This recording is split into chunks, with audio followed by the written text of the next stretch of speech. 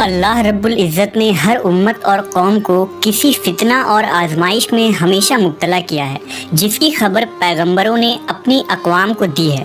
امت محمدیہ کے لیے ایک بڑی آزمائش وحشی اور درندہ صفت قوم کے خروج کی شکل میں لکھ دی گئی ہے، جس کے وقوع پذیر ہونے میں کوئی شک نہیں۔ آخری نبی محمد صلی اللہ علیہ وسلم نے احادیث مبارکہ میں اس فتنے کی خبر نہایت ہی وضاحت کے ساتھ دی ہے۔ اس وحشی قوم کا نام یاجوج ماجوج ہے۔ یہ وہ قوم ہے جس کی پیشن گوئی نہ صرف نبی صلی اللہ علیہ وسلم نے کی، بلکہ توریت و انجیل میں بھی اس قوم کا ذکر ملتا ہے، جسے گوگ اینڈ میگوگ کہا گیا ہے۔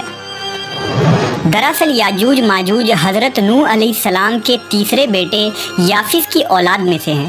یہ لوگ شمالی مشرقی ایشیا میں زندگی بسر کیا کرتے تھے اور اپنے ارد گرد کے علاقوں پر ہمیشہ وحشیانہ حملہ کیا کرتے تھے۔ ان کی آبادی چین سے مغرب میں ترکستان تک پھیلی ہوئی تھی۔ روایتوں میں آتا ہے کہ یاجوج ماجوج بنی آدم میں سے ہیں، اور اگر انہیں پوری دنیا میں چھوڑ دیا جائے تو تباہی مچا دیں گے اور لوگوں کی معیشت تباہ کر ڈالیں گے۔ ان میں سے ہر کوئی آدمی اس وقت تک نہیں مرتا جب تک اپنی 1000 یا اس سے زیادہ اولاد نہ دیکھ لے۔ ان کے چہرے تہ بتہ ڈھال کی طرح ہیں۔ یہ لوگ لمبے قد کاٹ کے ہیں، جو صنوبر کے درخت کے مانند ہے۔ ان میں سب سے لمبا شخص 3 بالش تک کا ہوتا ہے۔ یہ جس جاندار کے پاس سے گزرتے ہیں انہیں کھا جاتے ہیں۔ یہ موسم بہار میں اپنے غاروں سے نکلتے ہیں اور سبزہ کھاتے ہیں۔ ان کے پنجے اور دانت درندوں کی طرح ہیں۔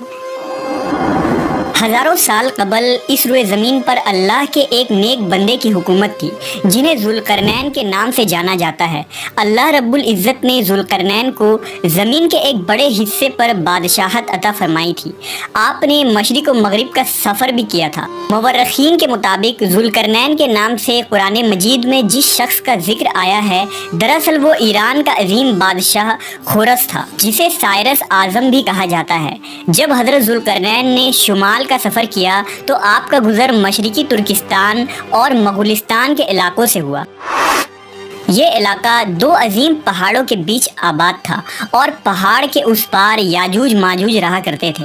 ان لوگوں نے ذوالقرنین سے یاجوج ماجوج کے فتنے کی شکایت کی اور کہا کہ یہ قوم بار بار ان علاقوں میں حملہ کر کے فساد پھیلاتے ہیں۔ لہذا حضرت ذوالقرنین نے اس سرکش قوم کی یلغار سے حفاظت کی خاطر ان پہاڑوں کے درمیان ایک مضبوط دیوار تعمیر کروائی، جو لوہے اور پگھلے ہوئے تانبے سے بنائی گئی تھی۔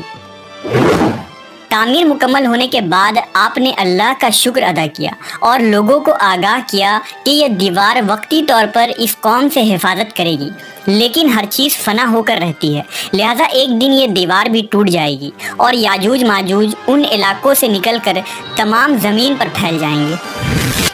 جیسا کہ اللہ نے قرآن مجید میں ارشاد فرمایا، یہاں تک کہ جب یاجوج ماجوج کھول دیے جائیں گے اور وہ ہر بلندی سے دوڑتے ہوئے آئیں گے اور سچا وعدہ قریب آ لگے گا۔ حضرت ابو ہریرہ سے روایت ہے کہ رسول اللہ صلی اللہ علیہ وسلم نے فرمایا، پھر وہ دیوار توڑ کر لوگوں پر نکل آئیں گے، سارا پانی پی جائیں گے، لوگ قلعہ بند ہو جائیں گے، وہ ہر ٹیلے سے بھاگتے ہوئے آئیں گے، ان کے اگلے افراد بحر تبریہ سے گزریں گے تو اس کا سارا پانی پی جائیں گے، اور ان کے آخری افراد وہاں سے گزریں گے تو کہیں گے کہ کبھی یہاں پانی ہوا کرتا تھا، اور حضرت عیسیٰ علیہ السلام اور ان کے ساتھی محصور ہو جائیں گے، یہاں تک کہ بیل کا سر تمہارے موجود 100 دیناروں سے بھی زیادہ قیمتی ہوگا۔ وہ اپنے تیر آسمان کی طرف پھینکیں گے، جنہیں اللہ خون لگا کر نیچے پھینکے گا، تو وہ کہیں گے ہم نے آسمان والوں پر بھی غلبہ پا لیا ہے، جس طرح ہم اہل زمین پر غالب ہیں۔ ایک روایت میں ہے کہ بے شک یاجوج ماجوج روزانہ دیوار توڑتے رہتے ہیں۔ جب وہ مکمل ٹوٹنے کے قریب ہوتی ہے تو انہیں سورج کی شعاعیں نظر آتی ہیں۔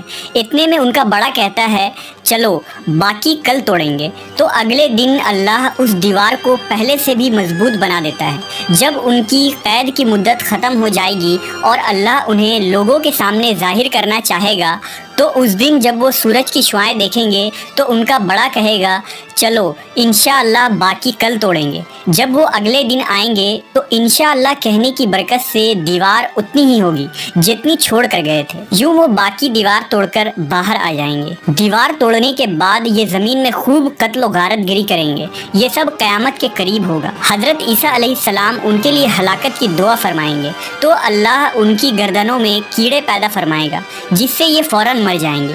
پوری زمین پر ان کی لاشوں کی بدبو پھیل جائے گی۔ پھر اللہ ایک قسم کے پرندوں کو بھیجے گا جو ان کی لاشیں اٹھا کر جہاں خدا چاہے گا پھینک آئے گا۔ یوں یاجوج ماجوج کا خاتمہ ہو جائے گا۔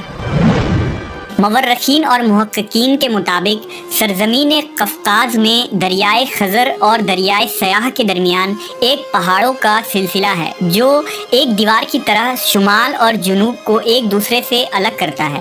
اس میں ایک دیوار کی طرح کا درہ بھی موجود ہے جو مشہور درہ داریال ہے۔ یہاں ایک قدیم تاریخی لوہے کی دیوار نظر آتی ہے۔ اس بنا پر بہت سے لوگوں کا نظریہ یہ ہے کہ دیوار ذوالقرنین یہی ہے، جبکہ کچھ مورخین دیوار چین اور دیوار ترمس کو دیوار ذوالقرنین مانتے ہیں۔ یہ تمام نظریات قیاس اور اندازوں پر مبنی ہیں۔